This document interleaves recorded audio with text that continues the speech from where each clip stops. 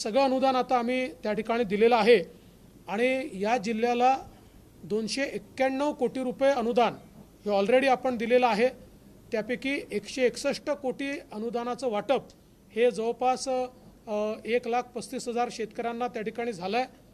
अजून जवळपास 1 लाख शेतकऱ्यांचं अनुदान हे पुढच्या 8 ते 9 दिवसात 10 दिवसात या ठिकाणी वाटप होईल, कारण पैसा उपलब्ध झाला आहे, पण त्यांच्या अकाउंटचं लिंकिंग हे त्या ठिकाणी किंवा त्याचं साक्षांकन चाललं आहे। कारण आता आपण नवीन पद्धत सुरू केली आहे। पूर्वी आपण मुंबईहून कलेक्टरला पैसा पाठवायचे, मग ते तहसीलदारांना पाठवायचे, मग ते खाली पाठवायचे। आता आपण थेट मुंबईहूनच शेतकऱ्यांच्या खात्यामध्ये पैसे देतोय, त्यामुळे हे लिंकिंग चाललेलं आहे, त्या संदर्भातली कारवाई चालली आहे। यासोबत मध्यंतरीच्या काळात 2दा ज्या अवकाळी झाल्या त्याचाही निधी आपण पूर्ण दिला आहे।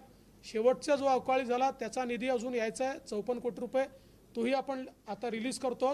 आणि सततच्या पावसाच्या संदर्भातला नवीन निकष आपण जे तयार केले त्याही संदर्भातला जो निधी आहे तो पुढच्या 15 ते 20 दिवसामध्ये आपण रिलीज करतोय। त्यानंतर नगर जिल्ह्यासहित राज्यात कुठेही कुठली पेंडन्सी राहणार नाही, पण यातला जो मेजर अमाउंट होता तो मात्र ऑलरेडी आपण आता या ठिकाणी देऊन चुकलो आहोत। आणि मी जिल्हाधिकाऱ्यांना सांगितलं आहे की जरा लवकरात लवकर या ठिकाणी हे पैसे शेतकऱ्यांच्या खात्यात जमा होतील, याकरता साक्षांकन त्यांनी करून घेतलं पाहिजे।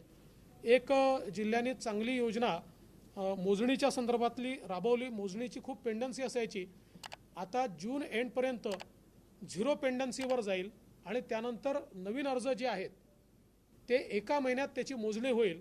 मला असं वाटतं की पालकमंत्र्यांनी अतिशय चांगली योजना महाराष्ट्रात लागू केली आहे आणि आता पहिल्यांदा मोजणी संपूर्ण ऑनलाईन करून त्याच्यामध्ये रोवर मशीनच्या माध्यमातून फास्ट अशा प्रकारे ही मोजणी केली जाणार आहे। त्यामुळे शेतकरी असतील किंवा सामान्य माणूस असेल याला मोठा फायदा या माध्यमातून होणार आहे। शासन आपल्या दारी ही जी एक फ्लॅगशिप योजना आपण सुरू केली आहे याच्या अंतर्गत 2 महिन्यामध्ये 1.5 लाख लोकांच्या वेगवेगळ्या योजनांचा लाभ त्यांना द्यायचा निर्णय या ठिकाणी आपण केलेला आहे। त्याची सुरुवात झाली आहे आणि मला विश्वास आहे की मोठ्या प्रमाणात हे काम त्या ठिकाणी होईल।